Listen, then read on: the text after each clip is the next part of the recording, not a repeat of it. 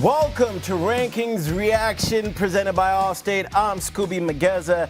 I have Kevin Clark with me here in his house, and the rankings have dropped, Kev. First of all, Kev's on the show for the first time, so welcome. Thanks for having me. Over. I'm so excited. I'd be talking about college football for 30 minutes anyway, so I might as well do it on camera. All right, so let's waste no more time and get right into the rankings because the top 25 is spicy. So starting at number 25. Here we go. Kansas State staying in the top 25, massive, especially for teams like Texas and Missouri here, Kevin. Yeah, I mean, I think that K-State, they're barely hanging on here to drop 6 spots. It's massive for the rest of the top 25. Yeah, and then at 20 to 16, one thing that stands out to me is Oregon State still staying in here, only dropping 4 spots. Important for the Pac-12. Then Oklahoma State and Iowa moving up. As we know, they both will be playing on conference championship weekend. And then over here, 15 to 11, Arizona didn't move up. I thought they would get a little bump, but Louisville drops 4 spots. Anything else stick out to you here? Because we know Ole Miss is up there, and Alabama has that dub on them. Yeah, and obviously Louisville playing Florida State this weekend. I think Louisville beats Florida State, but I do think this is important for style points to beat the number 14 team to hang on there in the top 15. All right, let's get spicy. Into the top 10 now. Penn State moving up a spot, and what sticks out is right at the top of that, 7 and 8, Kev. They didn't move, which means one thing. Ohio State is ranked higher than Texas and Alabama after their loss. Okay, so obviously losing to the number 2 team in the country is going to keep you in the mix here. I don't think this is that big of a deal. 7 and 8, they have the right to win this weekend. They will both jump Ohio State. I think this is kind of cosmetic for Ohio State. I'm totally fine with them being 6 right now. Seeing Penn State stay in the top 10, you knew that automatically helped Ohio State out. Now here is the top 6. Ohio State at the 6th spot after losing to Michigan. And then as you see, the other teams moved up 1 spot. We got Oregon at 5, Washington at 3. And anything else stand out to you over here? I mean, obviously, Florida State hanging on to number 4 is so pivotal. I mean, I think that we're all going to get into the style points of what needs to happen this weekend. But I think right now what you're seeing is Florida State, as long as basically everything else goes fine this weekend, they win and they're in. Yeah, Michigan not moving up to that top spot is quite surprising a little bit for me because you got that win over Ohio State. And right now, I guess we're going to talk about this in the show, most deserving versus the right team. And I feel like Michigan deserves to be at the number 1 spot, right, but Georgia is the right team at the number 1 spot. Okay, so I'm going to bring this up a million times over the next 30 minutes, okay? For me, the committee should be resume evaluators, not talent evaluators. They should not be doing the eye test over and over and over again. Michigan beat the number 6 team in the country. That's important. They should, going into this weekend, be the number 1 ranked team. I believe that. I think that's just consistent with the way things should be. I know Georgia can reassert their dominance and become the number 1 ranked team if they beat Alabama this weekend. But to me, beating Ohio State should make you the number 1 team going into this weekend. All right, so there were a number of top storylines that we had this weekend, and I think the one right at the top is Alabama getting that win in the Iron Bowl. You had Jalen Milroe yelling on the field to give him the Heisman. Give me that muff. Man, I can't say that, but I don't know what he was saying. Prayers up for Alabama fans. Auburn fans. I could not imagine going through that loss. That would be the most devastating loss of my lifetime. I wouldn't watch sports if I was an Auburn fan for at least the next year if I went through that. Yeah, big heads up to everybody up in the YouTube chat. I am checking it out as I go through the show. So if you see me with my head down, what I'm doing is I'm actually looking at what y'all saying right here. And I see Victor World just said Bama has a shot at Georgia this week. And I think you and I can agree on that as well. Absolutely. I mean, this SEC championship game, I mean, first of all, it's the best game of the year almost every single year because it's 22 NFL players playing 22 NFL players. And that's the pinnacle of college football Facts. to me. And you look at it, I mean, every single player is the fastest, is the biggest. It's just stunning to see, especially when you watch some of the other championship games over the weekend. And so I think this is a de facto quarterfinal every single year. And we're going to talk about this a little bit later, is the quarterfinals over the course of a season that find themselves in college football. Yeah. Alabama versus Texas was a quarterfinal. You go through it, and Florida State LSU in September was an elimination game. Those sort of games are important. Yeah. And the fact that we get to see these teams is really special. It's what makes college football special, makes this one of the best weekends of the year. Yeah, and I'm going to ask you this one question, then we're going to move on talking about Michigan and their big win. Do you feel better or worse about Alabama after their last-second win against Auburn? I feel worse. Because there's a difference between winning your clunkers and pulling out a miracle. They needed a miracle. That was not replicable. I know Alabama always finds ways to win, but that was supernatural type stuff. That could only happen in the Iron Bowl, and it could only happen with Nick Saban and the way that team operates. Having said that, I just feel like every team, whether it's Washington barely winning, whether it's Florida State going into the swamp and struggling, every team has those lulls. Yeah. This was not that. This was them pulling off a miracle, and I really do think you have to look at them a little bit less because of it. Yeah, shout out to Jalen Milroe for that pass, but also a shout out to Sharon Moore, Michigan's interim head coach. Future head coach. Yeah, Jim Harbaugh suspended for the last 3 games of the season. Not only does he outcoach James Franklin, but he also outcoaches Ryan Day, who now is allegedly on the hot seat from Ohio State fans, but nonetheless, 30-24 win. J.J. McCarthy did what he was supposed to do, did not turn the ball over, but you see it for Kyle McCord, 2 interceptions. This game for me was an all-around victory for Michigan, not just from the defensive performance with the interceptions, but also their special teams. Their punter was averaging 52 yards per punt, and Ohio State's punter was averaging 36 yards per punt. Those things can make a difference. Their kicker was hitting their kicks. You Ohio can't State's have kicker a bad punter in the Big Ten. You can't do it. This is the conference of Iowa, okay? And they're going to see punting at its finest this weekend when it comes down. But this guy right here, J.J. McCarthy, said the previous 2 weeks before the Ohio State game, he had been battling some injuries. A leg injury, was dinged up a little bit. What do you think of his performance in the Ohio State game? Because he said he felt good in that game, that he was healthy. So Michigan has the best point differential in football. Okay. On the defensive side of the ball, against FBS teams, they've allowed the fewest first downs in the entire country. They're dominant on both sides of the ball. You see this. J.J. McCarthy, Jordan Reed from ESPN was on my show a couple weeks ago and said he's the 3rd best quarterback in this class. I think that's a recent development over the past couple of months, but they are playing the style of football that they want to play.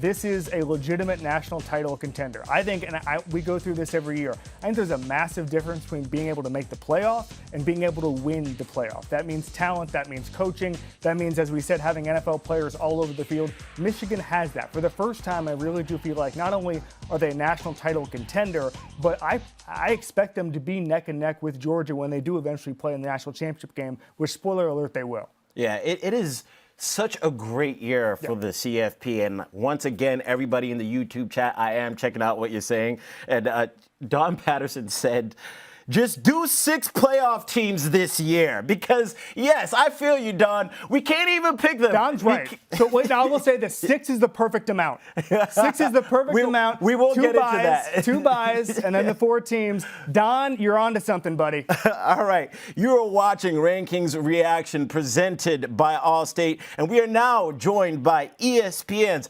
Heather Dinich, the super mom, the super college football expert. Heather, it is always a pleasure to have you on the show. And we just had the rankings. I've been keeping up with your Twitter, with your tweets as always, and it's all over the place. So my first question for you is, what does FSU moving up tell you about what the committee thinks about this Jordan Travis-less FSU team?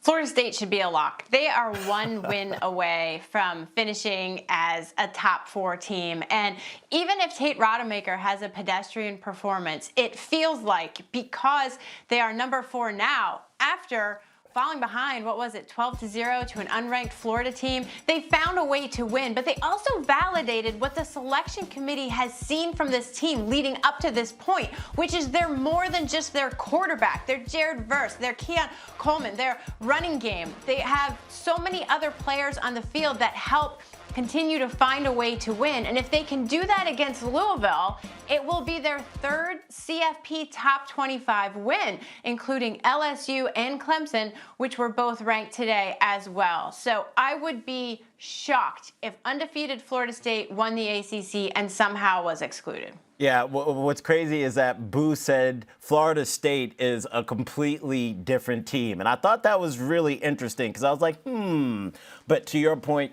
if they win, they are a lock. Okay, so next question. If Bama beats Georgia and Texas wins, what does the committee do at that point? They have two questions to answer. The first is, how do they weigh Alabama's strength of schedule and resume against Texas's win in Tuscaloosa in week 2 by double digits? There are two factors there, and they're both tiebreakers if teams are comparable. Nobody has a better chance to impress the selection committee on Saturday than Alabama. They're playing the committee's #1 team. Texas is playing the lowest ranked opponent of any of the Power 5 contenders in 3-loss Oklahoma State. Who you play and how you play matters on the day when the selection committee is sitting in the same room together watching these games unfold. So that's the first piece of the puzzle. And then the second part, if Alabama wins and Texas wins, is what do they do with Georgia? Yeah. I would be surprised if Georgia makes it into the top 4, because this is not your typical season where there are 3 or 4 good teams. This is a deep field, the deepest I have seen in a decade of covering the college football playoff. Oh, man. So I think it's going to be extremely hard to get in. All right, Heather came on the show without an apron, but she's still cooking. She's cooking. All right, Kevin, go ahead. Wow. Okay, so Heather, the #1 seed becomes so important if Florida State's going to be #4 because, listen, I'm from Florida. Great appreciation for Florida State, but that's a first-round bye if Tate Rodemaker is playing quarterback. So my question is, why didn't Michigan get more consideration to be the #1 seed going into this week if the committee is not supposed to project? They had one of the best wins in the country over the weekend. Why wasn't that a little bit closer? Because it's the full body of work to this point. And yes, while it was absolutely a statement win, one of the best wins in the country, it was the second one. Georgia has had 3 wins against ranked teams in the past 4 weeks, and they've been passing the eye test. It's the combination of things. Not to say Michigan isn't. You could certainly make a case for Michigan as the #1 team in the country. J.J. McCarthy was making some amazing throws. The play calling was aggressive by Sharon Moore. It seemed like everything was going right for Michigan against Ohio State. And when you look at Georgia playing Georgia Tech, yes, I understand, but it's not just what happened on Saturday. It's the whole thing. And nothing happened enough in the eyes of the committee to boost Michigan ahead of Ohio State, obviously. All right. So the golden question that everyone keeps asking, is the committee going to put in the most deserving teams, or are they trying to put in the best team? I'll remind you that there are 13 people sitting around the table. And if there are 13 of us trying to decide which frozen pizza I should make for dinner tonight, we're all going to have different opinions, right? And that's how it works. There are former players, Hall of Fame coaches, sitting athletic directors. And so when you talk about, well, is a one-loss Georgia team that doesn't win its SEC title better than Texas, that wins the Big 12, better than one-loss Oregon, who is currently behind Georgia? All fair questions. Yep. But when the teams are comparable, they have protocol, written guidelines, tiebreakers that they are supposed to use, conference championships, head-to-head competition, strength of schedule, results against common opponents. I've been saying this for 10 years now, can you tell? So all of those things help factor into that decision. Oh, this is great. YouTube chat, I see y'all going at it. The arguing continues. Heather, really appreciate you for joining us. There's a lot of chaos lining up for this weekend, and you're here to map it out for us. The YouTube chat's not a consideration for the committee. They don't look at that. They don't look at Don Patterson's comments and say, what does he think? Okay, I didn't know that. As we know, it could get a little spicy in the YouTube chat, but that's why we appreciate y'all joining the show, as well as Heather. Listen, the chase to the CFP continues. Thanks. This is what we train for. This is what we work for. Put the world on notice who you are. This thing right here was built for this.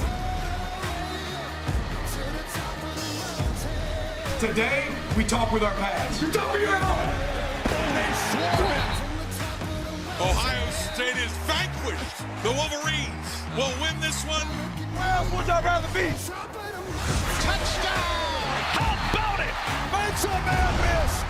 Heading toward the end zone. Touchdown! And the final chapter is yet to be written. Now, the stakes get much higher. Survive and advance.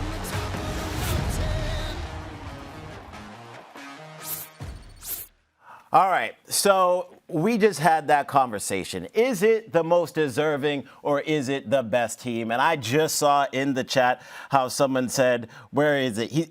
Anthony, UGA has to be in win or lose. Quite frankly, I agree with you. And we're going to have a discussion here about our most deserving top four and then our best top four. Yesterday on the Pat McAfee show, Kirk Herbstreit asked the gang that same exact question, and they had a back and forth. So everybody in the YouTube chat, we would love to get your thoughts. We're going to throw up our most deserving, and we agreed on our most deserving list, as you're about to see on our touchscreen in just a second. So our most deserving, at number one, we're going to give that spot to Michigan. There we go. Yep. So we're going to give our number one spot to Michigan. That music. It's really setting us up. Oh, yeah. Here. We got the vibes here. That's what we do on the digital realm. And then at number two, we're going Georgia. And then number three, we're going Washington. Number four, we're going FSU. Now, remember, this is who we have agreed on to be the most deserving teams, correct? All right. So now we're going to do what we think is the best teams, the right teams, because that's a whole different discussion when you talk about who you want to get into the CFP. Yep. And we disagreed on this. Not at number one and two. At number one and two, we're pretty much the same. At number one, for the best four teams, we're going to put Michigan, right? And then we're going to put Georgia in at number two. If this is going to agree with me, okay, there we go, finally. And at number three, we're going to put Oregon because we believe that Oregon is the best third team. Now, why do you believe that Oregon is the third best team in the country, Kevin? I'll let you cook here real quick before we get to number four. Second best point differential in the college football world. Most first downs by far in the entire country. Yep. Best quarterback, I think, in Bo Nix playing right now. He may not be my Heisman, but he certainly deserves. Right now, he's currently the betting favorite to be the Heisman. I said my Heisman. Jaden Daniels is my Heisman. I'm just like, Las Vegas got some big buildings for a reason. Very few quarterbacks I trust more than Bo Nix right now, especially in a big spot. So they are playing on all cylinders on both sides of the ball. They control every game they play in except the Washington game. And once they beat Washington this weekend, they will have beaten every team on their schedule, and that's important. All right, and I tend to agree with you. Now, the thing about Oregon, which the committee has shown us, they believe in them even though their resume isn't that impressive. Now, think back towards last week. Yep. Oregon's best win was Utah. Utah dropped out of the top 25, but somehow Oregon was still at that number 6 spot. So that told me that eye test for Oregon is something that impressed the committee. Now, Oregon gets that win over 16th ranked Oregon State, and you blow them out. So now that is your best win of the season, and you're set up in the Pac-12 championship as a 9-point favorite. I just brought up Vegas and how Bo Nix is the betting favorite to be the Heisman. Vegas thinks like Oregon's going to win this game. Not a lot of respect for the Huskies in Vegas right now. Disrespect from them, right? All right, at our number 4 spot in terms of the best team in the country, who do we have there? Let me double check.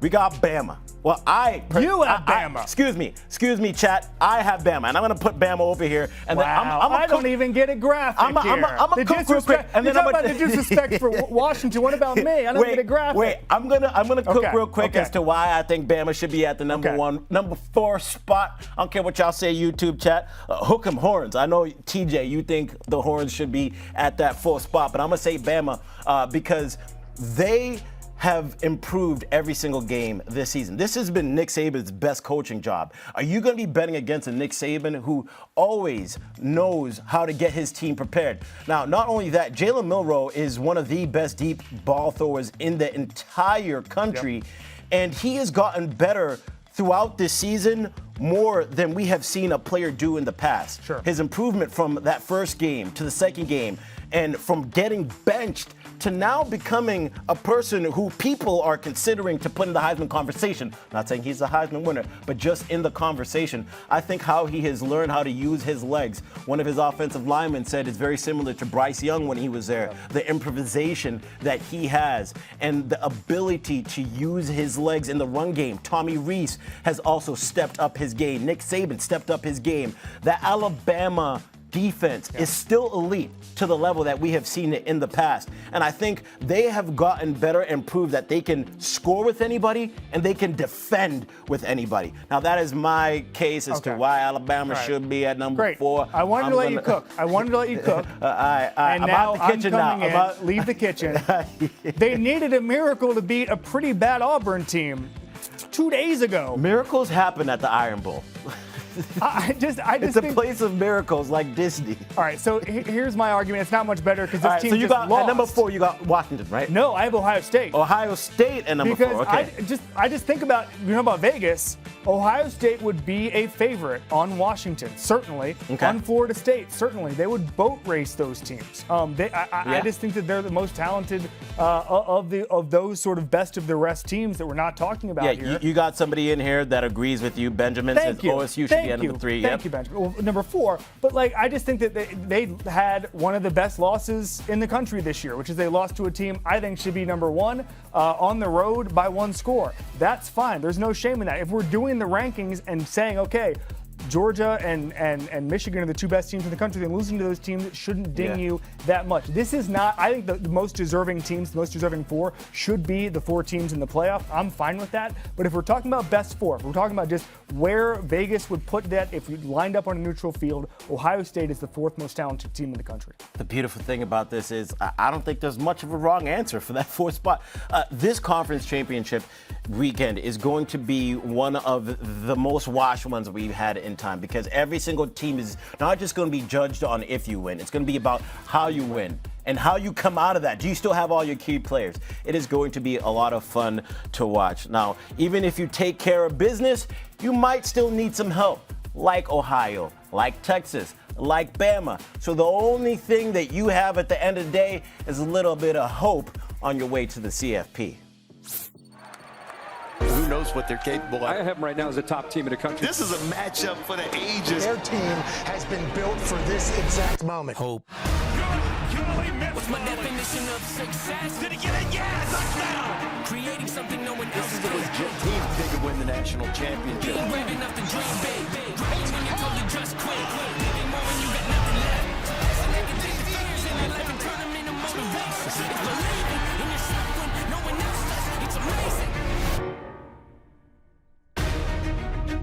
Let's take a look at the Allstate Playoff Predictor. It's championship week, and there is a lot on the line in some of these matchups. So what we have is analytics, because this is ESPN. So check it out, right? The left side is if the team on the left side wins, and the right side is if the team on the right side wins. And you see the percentages there for Alabama to win the game, 48%. Georgia's 52. It is the most even matchup of the weekend. FSU, 74% chance to win. Michigan, 93%. 88 for Texas, and 76 for Washington. Some notes for y'all to know. No number 1 seed has ever fallen out of the top 4 on Selection Sunday, and 4 teams have made the CFP without playing in their conference title game. Ohio State has done that twice, Alabama once, and then Notre Dame once. And then a 6 seed is the lowest ranked team in the penultimate rankings. That was 2017 UGA, 2019 Oklahoma, and in the last 3 years, a team has lost their conference title game and still made the CFP. That was 2020 Notre Dame, 21 UGA, and 2022 TCU. So we're going to talk about these conference championship matchups and basically have a discussion on if they are play-in games in terms of if you win, you're in. So let's start with the most even matchup. Alabama versus Georgia. Is that a play-in game for you? If you win, you're in. No. Because Texas, there is the matter of Texas with Alabama. If Alabama wins, the committee has to consider the fact that those teams already played, and if Alabama wanted to make the playoff automatically in that situation, they should have thought about that before losing by double digits at home to Texas. It was week 2 though. It was week 2 though. This year. It was this year. We can't. It wasn't. You're trying to erase an Iron Bowl that happened 3 days ago, and now we can't talk about week 2. This happened this year. I evaluate resumes. You cannot ignore the results. Those sort of games are, to me, de facto playoff games. I would find a way, if I'm the committee, to put Texas in ahead of Alabama if it was an either-or situation. Yeah, I see Frankenstein in the YouTube chat. You said Texas over Bama, FSU, Oregon, and Ohio State. So it's clearly hook 'em at this level for those teams. And quite frankly, Texas's best win, their most dominant win that I've seen them have all season was against Texas Tech this past weekend. And at the end of the game, man, they were up 50-7, whatever the score was, and they purposely continued to pile it on just to show everybody, hey, we can blow some people out. I think they were showing you. They're probably in the YouTube chat right now. Quinn Ewers and Sark are in the YouTube chat saying, what's going on here? For Alabama, not necessarily when you're in. For Georgia, yes, absolutely. You win. You are absolutely in. I think it gets You're absolutely interesting. the 1 seed, apparently. It gets really interesting if Alabama wins this game, because then a whole other things can happen when we get 2 SEC teams in, maybe. I don't know. A whole other discussion. We don't have enough time for that. Next one, FSU versus Louisville. Is that win in?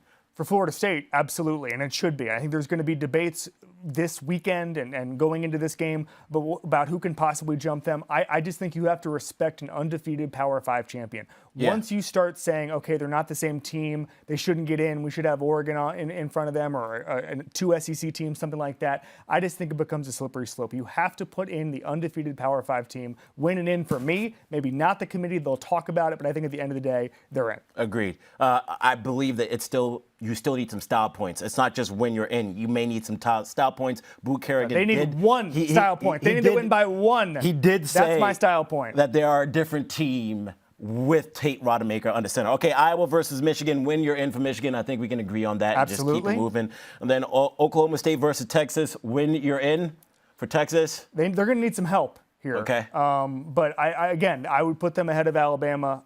But they do need a couple of different scenarios. I can see a scenario in which they win and they're not in. Yeah, style points will be needed for Texas as well. And then Oregon versus Washington. I think whoever wins this game, you're in. Yeah, it would have to be a doomsday scenario for Oregon to win and not get in. Yeah. And talking about, Georgia would have to lose and Florida State would have an unbelievable style point. It would have to be crazy. I think a 99% chance that if Oregon wins that they're in, and obviously Washington is winning in.